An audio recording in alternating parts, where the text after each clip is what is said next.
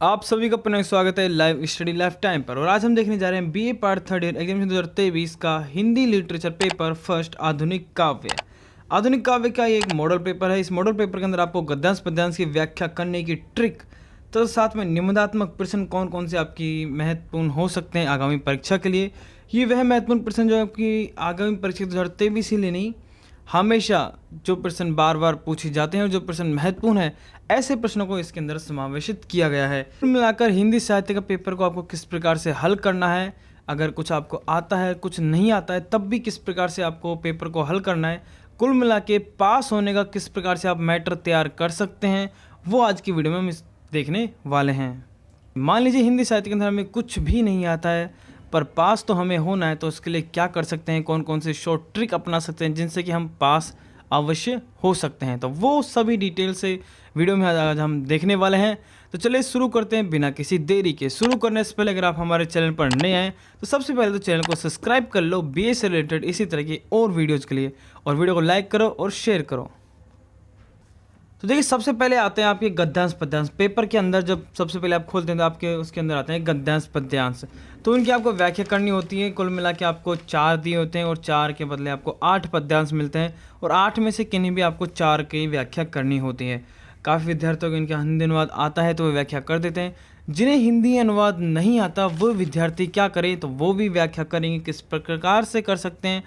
उसके लिए मैंने एक फॉर्मेट बनाया हुआ है, वो आप कहाँ से ले सकते हैं वो हम वीडियो के एंड में देखेंगे। यानी कि ये आपका पास होने का रामबाण इलाज है। व्याख्या करना आपके पास होने का हिंदी साहित्य के अंदर एक रामबाण इलाज है, जो कि हम वीडियो के एंड में समझेंगे। सबसे पहले हम देख लेते हैं आपके जो निबंधात्मक प्रश्न आते हैं वो कौन कौन आ सकते हैं, कौन कौन से आ सकते हैं, कौन कौन से महत्वपूर्ण आपके बनते हैं। तो देखिए सबसे पहला प्रश्न बनता है आपका, प्रिय प्रवास महाकाव्य के आधार पर राधा के विरह की विशेषताओं पर प्रकाश डालिए। जो राधा का विरह वाला आपका पद्यांश चैप्टर है वो महत्वपूर्ण है, उससे रिलेटेड आपका पद्यांश भी पूछा जा सकता है और प्रश्न भी बन सकता है। तो इसलिए ये सभी प्रश्न महत्वपूर्ण हैं, ठीक है, आपकी आगामी परीक्षा के लिए, तो इन्हें अवश्य पढ़ के जाएं। सिद्ध कीजिए कि मैथिली शरण गुप्त ने उपेक्षित नारी पात्रों को अपने काव्य का उपजीव्य बनाया है। ये 2021 के अंदर भी प्रश्न पूछा गया है, इसलिए मैंने इसको इसके अंदर समावेशित किया गया क्योंकि प्रश्न भी महत्वपूर्ण है और 2021 के अंदर पूछा गया था, तो वापस 2023 के अंदर पूछ सकता है, इसलिए महत्वपूर्ण प्रश्न है, अवश्य पढ़कर जाएं। अगला प्रश्न देखिए, महाकवि जयशंकर प्रसाद के काव्य की विशेषताओं का विस्तृत विवेचन कीजिए। जयशंकर प्रसाद से संभावना बहुत ज़्यादा है कि प्रश्न बनते हैं। आपके लघुरात्मक और निबंधात्मक दोनों प्रकार के क्वेश्चन आपके जयशंकर प्रसाद से एक प्रश्न तो अवश्य बनता है। अगला प्रश्न देखिए, निराला का काव्य छायावाद से आरंभ होकर प्रगतिवाद तक विकसित हुआ है, स्पष्ट कीजिए। देखिए निराला जी बहुत महत्वपूर्ण एक चैप्टर है, तो निराला जी को आपको अच्छे से पढ़ के जाना है और इनके छायावाद के बारे में आपको अच्छे से पढ़ के जाना है। प्रश्न आपके सामने है तो जरूर याद कर जाइएगा। अगला प्रश्न देखिए, आधुनिक हिंदी काव्य में अज्ञे के योगदान पर विचार कीजिए या फिर व्याख्या कीजिए। इस प्रकार से आपका प्रश्न बन सकता है, तो अज्ञे जी को भी अच्छे से पढ़ के जाएँ। इनकी कविताएँ भी बहुत अच्छी अच्छी हैं, जैसे कि एक दीप अकेला, ये महत्वपूर्ण कविता हैं, इनसे आपके पद्यांश अधिक बनने की संभावनाएं होती हैं, तो अच्छे से पढ़ के जाएगा।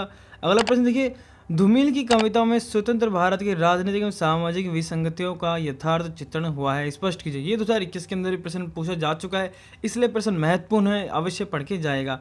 अगला प्रश्न देखिए, छायावादी कवित्री के रूप में महादेवी वर्मा की कविताओं का मूल्यांकन कीजिए। महादेवी वर्मा बहुत अच्छा है, आपका प्रश्न बन सकता है महादेवी वर्मा जी से और बनेगा, और ये 2021 के अंदर भी प्रश्न पूछा जा चुका है, इसलिए महत्वपूर्ण है, याद रखिएगा। आज्ञा की सांप व यह दीप अकेला कविता का संक्षेप में परिचय दीजिए। देखिए प्रश्न भी मैंने इसके अंदर ले लिया है क्योंकि इस प्रश्न के अंदर से आपके पद्यांश आने की संभावनाएं अधिक हैं, इसलिए इसको अच्छे से पढ़ के जाएगा। अगला प्रश्न देखिए, दुष्यंत कुमार का काव्य समसामयिकता का एक दर्पण है, इस कथन पर विवेचना कीजिए। अच्छा प्रश्न है, आपके बन सकता है आगामी परीक्षा के लिए। अगला प्रश्न देखिए, सुमित्रा नंदन पंत के काव्य सौंदर्य पर सौहार्द्र प्रकाश डालिए। प्रश्न अच्छा है, बन सकता है, इसलिए याद कर लीजिएगा। ये कुल मिला के 10 प्रश्न महत्वपूर्ण प्रश्न हैं जो कि आपकी आगामी परीक्षा में बन सकते हैं, इसलिए इन 10 प्रश्नों को परीक्षा में जाने से पहले अवश्य पढ़ के जाएगा। एक बात आपको महत्वपूर्ण याद रखनी है कि कुछ विद्यार्थी क्या करते हैं, जैसे कि निराला जी के बारे में आपने पढ़ लिया, महादेवी जयशंकर प्रसाद, महादेवी वर्मा के बारे में आपने पढ़ा, जयशंकर प्रसाद के बारे में आपने कुछ पढ़ा है, और मान लीजिए कुछ ऐसा हो कि आपको जो प्रश्न पूछा गया है उसका उत्तर नहीं आता है, तो कोई बात नहीं, आपको देखो सबसे पहले क्या करना है, एक तो निबंधात्मक प्रश्नों को आपको छोड़ के नहीं आना है। जिस टॉपिक से आपने पढ़ा है और उस टॉपिक से प्रश्न आ गया है तो वो प्रश्न आपको किसी भी हालत में नहीं छोड़ के आना है। जयशंकर प्रसाद के बारे में कैसा भी प्रश्न आ जाए, अगर आपको जयशंकर प्रसाद जी के बारे में कुछ भी नॉलेज है, एक पन्ने की लिखने की भी नॉलेज है ना, तो जयशंकर प्रसाद वाले प्रश्न के अंदर आपको जितना भी पता है शुरुआत में वो लिख दीजिए जो बिल्कुल राइट है, जो सही है। उसके बाद में 3-4 पन्ने और भर दीजिए अपने हिसाब से बनाकर, पर प्रश्न छोड़कर न आए। चिंता न करें, आपको आधे अंक तो मिल ही जाएंगे, क्योंकि आप सभी को पता है कि इतनी बड़ी कॉफ़ी के जो इतने बड़े आंसर होते हैं इन्हें कोई नहीं पढ़ता है पूरा। शुरुआत में पढ़ लिया जाता है 5-6 लाइन, उसके हिसाब से ही आपको उत्तर दी जाते हैं। देखो निबंधात्मक प्रश्नों के उत्तर में 3 चीज़ें महत्वपूर्ण होती हैं। आपके हिंदी साहित्य हो चाहे से कोई भी पेपर हो, निबंधात्मक प्रश्नों के जो उत्तर होते हैं उन्हें टीचर को चेक करने का सिर्फ 3 ट्रिक होती हैं। सबसे पहले टीचर आपके निबंधात्मक प्रश्नों में चेक करता है कि शुरुआत में जो आपने हेडिंग बनाई है, यानी जिस शुरुआत में जो आपने लिखी है 5-6 लाइन, उन्हें पढ़ता है। अगर वो आपकी राइट है तो टीचर को लगता है कि हाँ बच्चे को इसके बारे में नॉलेज है। सेकंड चीज़ वो देखता है कि आपने टॉपिक कौन कौन से बनाए हैं, जो आप हेडिंग बनाते हैं वो हेडिंग कौन कौन सी बनाई है।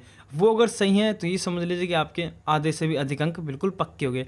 थर्ड चीज़ फिर वो देखता है टीचर कि आपने पन्ने कितने भरे हैं, गिनता है पन्ने, ना कि आपकी पूरी कॉफ़ी को पढ़ने बैठता है टीचर, ठीक है। सिर्फ पन्ने गिनता है कि हाँ भाई बच्चे ने निबंधात्मक प्रश्न में कितने पन्ने भर दिए। 4 पन्ने भी आपने भर दिए तो समझिए आपके 15 नंबर का प्रश्न है। आपने टॉपिक भी अच्छे बना दिए, शुरुआत में अच्छा लिख दिया।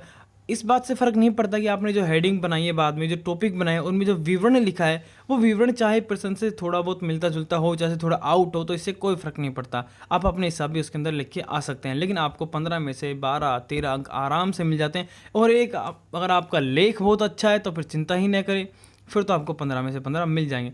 इसलिए निबंधात्मक प्रश्न करते समय इन महत्वपूर्ण बातों को आपको याद रखना है कि जिस टॉपिक को आप पढ़ के जा रहे हैं उस टॉपिक से प्रश्न आ रहा है, लेकिन जो आप पढ़ के गए हैं वो नहीं आया, कोई और प्रश्न आया तो भी ना चिंता नहीं करें, और जो आपको याद है वो लिख कर आएँ, पर छोड़कर न आएँ, तो पास आपकी संभावना बहुत अधिक हो जाती है पास होने की। सेकंड जो निबंधात्मक प्रश्न आपके बनते हैं वो बनते हैं आपके आधुनिक हिंदी काव्य के प्रमुख प्रवृत्तियों से संबंधित निबंधात्मक महत्वपूर्ण प्रश्न। जैसे कि आपका पहला प्रश्न है, द्विवेदी युग इन परिस्थितियों पर प्रकाश डालिए। सॉरी, ये टाइपिंग मिस्टेक हो गई इस प्रश्न के अंदर। ये आपका द्विवेदी युगीन, ठीक है, क्या है, युगीन परिस्थितियों पर प्रकाश डालना है आपको, द्विवेदी युगीन, ठीक है। इसको ना कि यूइन नहीं, ये युगीन है, याद रखिएगा, ठीक है। उनकी परिस्थिति पर आपको प्रकाश डालना है। सेकंड प्रश्न आता है आपका, छायावादी आधुनिक कविता का स्वर्णकाल स्पष्ट कीजिए। इसी प्रश्न को कुछ इस प्रकार भी पूछा जा सकता है, छायावादी युग की विशेषताओं का उल्लेख कीजिए। क्या फेवर क्या होता है कि निबंधात्मक प्रश्नों का पूछने का तरीका अलग होता है, लेकिन जो उनका उत्तर होता है वो वर्णनात्मक उत्तर होते हैं, तो वो उसी के अंदर सब कुछ समावेशित हो जाता है। कुछ विद्यार्थी कमेंट करते हैं बाद में, सर उस टॉपिक से प्रश्न तो आया था पर ये नहीं आया जो आपने बताया था। देखिए, टॉपिक से प्रश्न बनता है तो ज़रूरी नहीं है कि वही प्रश्न छपे जो कि हम आपको बता रहे हैं। हाँ, उससे रिलेटेड बन सकता है, क्योंकि निबंधात्मक प्रश्नों के पूछने के बहुत सारे तरीके होते हैं। एक ही प्रश्न को काफ़ी बार तरीके से लैंग्वेज बदलकर पूछा जा सकता है।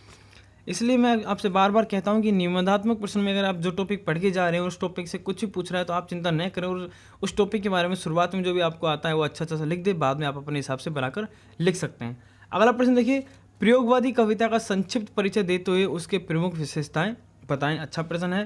प्रगतिवाद काव्य कविता का संक्षिप्त में वर्णन कीजिए। 2021 के अंदर प्रश्न आ चुका है, इसलिए अवश्य पढ़ के जाएं। नई कविता की प्रवृत्तियों को विवेचना करते हुए इसके प्रमुख कवियों का संक्षेप में आपको परिचय देना है। छोटे छोटे आपको परिचय भी दे देना है कवियों के बारे में, और नहीं तो नई कविता की प्रमुख प्रवृत्ति और विशेषता तो आपको यहाँ पर बतानी है। ये प्रश्न भी पूछा जा चुका है 2021 के अंदर, इसलिए महत्वपूर्ण है, अवश्य पढ़ के जाएगा। ये 500 प्रश्न भी आपके महत्वपूर्ण है, आपके कम से कम 10-10 अंक के आएंगे। इस चैप्टर से ना, आपके जो चैप्टर है आधुनिक हिंदी काव्य के, ये इससे 10-10 नंबर के प्रश्न आते हैं, तो अवश्य पढ़ के जाएगा। ये 500 प्रश्न में से आपको 1-2 प्रश्न देखने को अवश्य मिलेंगे। अगला प्रश्न आते हैं आपके, अगले जो प्रश्न है आपके ये हैं, ये प्रश्न आपके अधिकतर लघुरात्मक तौर पे पूछे जाते हैं, कुछ यूनिवर्सिटी में इन्हें निबंधात्मक तौर पे पूछा जा सकता है। जो अगले प्रश्न वो है काव्य बिंब प्रत्येक मिथक फैंटेसी से बनने वाले महत्वपूर्ण प्रश्न है, जो कि अवश्य आपके लघुरात्मक पूछे जाएंगे, जो कि आपके 2 अंक के या फिर 4 अंक के पूछे जा सकते हैं, इसलिए इन्हें अवश्य पढ़कर जाएँ। इन्हें आपसे इन पर टिप्पणी भी करवा सकता है। वैसे तो जैसे कि अगर बात करें मत्स्य यूनिवर्सिटी की, राजस्थान यूनिवर्सिटी के अंदर, तो ये 2-2 अंक के पूछे जाते हैं। अलग अलग यूनिवर्सिटी में शायद आपके अलग अंक के आधार पर ये प्रश्न पूछे जा सकते हैं। अधिक संभावनाएं हैं कि ये इन पर टिप्पणी करवा सकते हैं कि फैंटेसी के ऊपर टिप्पणी कीजिए, फिर फैंटेसी से आप क्या समझते हैं। जैसे कि आप पहला प्रश्न देख पा रहे हैं कि फैंटेसी से आप क्या समझते हैं, प्रतीक विधान क्या है, बिंब किसे कहते हैं, बिंब के प्रकारों को स्पष्ट करते हुए काव्य में बिंब योजना का महत्व समझाइए। और अगला प्रश्न आपका मिथक किसे कहते हैं वर्णन कीजिए। तो इनके बारे में आपको डिटेल से थोड़ा सा पढ़ के जाना है। अगर आप ये पूरा मॉडल पेपर पढ़ लेते हैं, वैसे तो बहुत कम संभावना है कि स्टूडेंट इतना नहीं पढ़ना चाहता। स्टूडेंट तो चाहता है कि बस उन्हें 2-3 प्रश्न बता दिए जाएं जो पेपर में डिट्टो आ जाएं और हम पास हो जाएं। मैं जानता हूं हर विद्यार्थी के मन में यही होती है। बीए के विद्यार्थी बस यही चाहते हैं कि हमें एक दिन पहले सीरीज में से बस 2 या 3 क्वेश्चन देखने को मिल जाएं और वही पेपर में आ जाए और हम पास हो जाएं। तो देखिए, ऐसा कभी नहीं हो सकता। ऐसा कोई मॉडल पेपर नहीं बन सकता जिसमें से आपको सारे प्रश्न देखने को मिल जाएँ। सभी महत्वपूर्ण प्रश्न बताते हैं और उनकी संभावनाएं बन जाती हैं आने की, और उनमें से आपको काफ़ी प्रश्न देखने को मिल जाते हैं। अब बात करते हैं कि विद्यार्थी की मान लीजिए हमें एक भी प्रश्न नहीं पढ़ पाए, समय नहीं था हमारे पास, कुछ भी याद नहीं है हिंदी साहित्य के अंदर, तो अब हम क्या करें। तो देखिए हिंदी साहित्य के अंदर आप कुछ भी नहीं पढ़े हैं, तो बात करें निबंधात्मक प्रश्नों के उत्तर करने की, तो वो तो बिल्कुल ना के बराबर उसका चांस हो जाते हैं। बाद में अगर कुछ बचता है जो जिससे कि सहायता से आप पास हो सकते हैं, तो वो है आपके पद्यांशों की व्याख्या। अब पद्यांशों की व्याख्या करने का भी एक तरीका होता है। ऐसे नहीं कि कुछ विद्यार्थी ऐसे ही व्याख्या करके आ जाते हैं और वो सोचते हैं कि देखिए, व्याख्या करने का भी एक तरीका होता है। आप कुछ ऐसे अच्छे से इसका हिंदी में आता है, अच्छे से व्याख्या भी आती है, लेकिन आप सही तरीके से व्याख्या नहीं करके आ रहे हैं ना, तो सही उत्तर होते हुए भी आपको अंक नहीं मिलेंगे। और कुछ विद्यार्थी जिन्हें हिंदी का अर्थ भी नहीं आता, फिर भी वो व्याख्या करके आते हैं और वो पास भी हो जाते हैं। तो ये ही चीज़ आपको समझने की किस प्रकार से व्याख्या करनी है। और दूसरी बात, मैं आपको एक ऐसा फॉर्मेट बताने वाला हूँ जिस फॉर्मेट की सहायता से चल मान लीजिए आपको आपके हिंदी साहित्य के अंदर 4 दिए जाते हैं, पद्यांशों की व्याख्या करनी होती है आपको, कुल मिला के 8 आते हैं। आपको किसी का भी हिंदी अनुवाद नहीं आता, तब भी आप आराम से व्याख्या कर सकते हैं। मैंने एक फॉर्मेट बनाया है, उस फॉर्मेट को आपको परीक्षा में जाने से पहले एक बार अवश्य देख लेना है। बहुत ईजी फॉर्मेट है, उस फॉर्मेट आपको कुछ नहीं करना, पद्यांश की कुछ व्याख्याएं, कुछ लाइन आपको उठाकर उसके अंदर पेस्ट कर देनी है। बाकी सारा फॉर्मेट डिट्टो है, डिट्टो आपको कॉपी और पेस्ट कर देना है। इस फॉर्मेट पर काफ़ी अच्छा व्यूज़ भी है, काफ़ी अच्छा आपका प्यार भी मिला है, और काफ़ी विद्यार्थियों मेरे पास कमेंट भी आए हैं कि हाँ सर, हम पास हो गए आपकी इस ट्रिक से। और काफ़ी मेरे कज़न ब्रदर हैं जो कि बीए में पढ़ रहे थे, उन्होंने भी हिंदी साहित्य के अंदर इसी ट्रिक से पास हुई हैं। तो आप उस फॉर्मेट को अवश्य पढ़िएगा। वो फॉर्मेट का मैंने वीडियो डिटेल से बनाई हुई है, अगर इस वीडियो में बताऊंगा तो बहुत टाइम लग जाएगा। उस फॉर्मेट के ऊपर मैंने बहुत सारी वीडियो बनाई है, बहुत पहले बनाए थे, उसके ऊपर 2 लाख से भी अधिक व्यूज हैं, और भी बहुत सारी इसके ऊपर मैंने वीडियो बनाई हुई है। आपको मैं डिस्क्रिप्शन में लिंक दे दूंगा, अन्यथा आपको आई बटन पर भी क्लिक करके जा सकते हैं उस लिंक पर, अन्यथा वीडियो का एंडिंग में आपको सामने दिख रहा होगा हिंदी साहित्य कॉपी एंड पेस्ट। इस फॉर्मेट को कॉपी एंड पेस्ट कर दीजिए, और बहुत अच्छा फॉर्मेट है, एक बार अवश्य पढ़ के जाएगा। उस फॉर्मेट को आपको पढ़कर करना क्या है कि मान लीजिए आपको एक भी निबंधात्मक प्रश्न ना मिले, आपको एक भी निबंधात्मक प्रश्न नहीं आए, तब लास्ट में रामबाण इलाज वही है। उस फॉर्मेट के जरिए आपको चारों के चारों पद्यांश की व्याख्या करके आ जानी है। आपके पास होने की संभावनाएं काफ़ी अधिक हो जाएंगी। फॉर्मेट को जरूर देख लीजिएगा एक बार, चाहे से आपको व्याख्या आती हो करना, तब भी एक बार जरूर देख लीजिएगा, उससे कुछ न कुछ आपको सीखने को जरूर मिलेगा। और जिन विद्यार्थियों को निबंधात्मक प्रश्न बिल्कुल भी याद नहीं है, तो वो विद्यार्थी तो अवश्य एग्जाम में जाने से पहले इस फॉर्मेट को जरूर देख लीजिएगा। फॉर्मेट बहुत अच्छा है, बस आपको कुछ नहीं करना है, एक बार रट लेना है, रटने के बाद तुरंत उस फॉर्मेट में यह है कि किसी भी पद्यांश से रिलेटेड वो फॉर्मेट नहीं है कि हाँ भाई पर्सनल किसी पद्यांश से रिलेटेड है, और ना ही किसी university BA part first year, second year, third year, किसी भी ईयर के विद्यार्थियों आप सभी उस फॉर्मेट का यूज कर सकते हैं। फॉर्मेट का लिंक मैं बोल रहा हूँ डिस्क्रिप्शन में दे दूंगा। तो वीडियो अच्छी लगी हो तो प्लीज़ एक लाइक ज़रूर करें, और चैनल को सब्सक्राइब कर लें इसी तरह की और वीडियोज़ के लिए, और अपने दोस्तों के साथ में शेयर करें। मिलते हैं नेक्स्ट वीडियो में, तब तक के लिए धन्यवाद।